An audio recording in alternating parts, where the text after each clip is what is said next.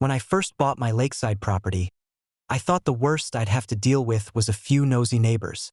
I was wrong. The real nightmare showed up in the form of Karen, our HOA president, who apparently thought every square inch of the lake belonged to her. The day I moved in, I was unloading boxes when I saw a small mob of HOA officers marching toward my dock. Karen led the charge, clipboard in hand, face twisted with entitlement. "This lake is part of community property," she announced. "You can't just claim it for personal use." I paused, staring at her. "Excuse me? You just moved in," she continued. "You don't have the right to control the water or access points. This is for all residents." I sighed, leaning against the doorframe. "Actually, I do have rights here. My property deed includes the lakeshore and access to the lake. And fun fact, I control the docks used by the HOA." Karen's face flickered between confusion and anger. "What are you talking about?" I walked out to the dock, gesturing at the structure. "This dock? Built before your HOA even existed. I maintain it. All community access passes through here. Without my permission, no one, no HOA, no resident, uses this lake."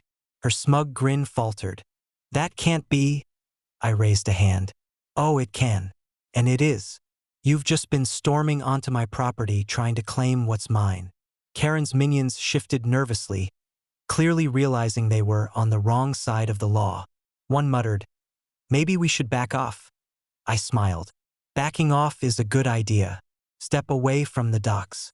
Now."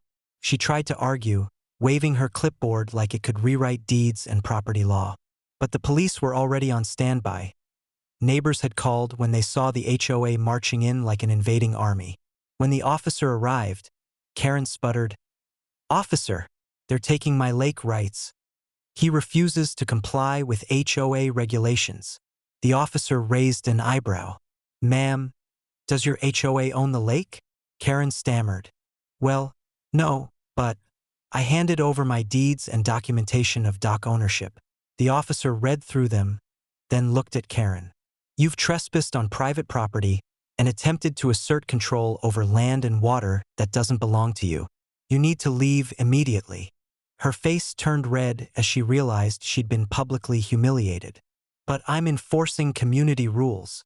"Community rules don't supersede property law," the officer said flatly. "Step off. Now." By the end of the day, Karen had been removed from HOA duties, reprimanded, and publicly embarrassed.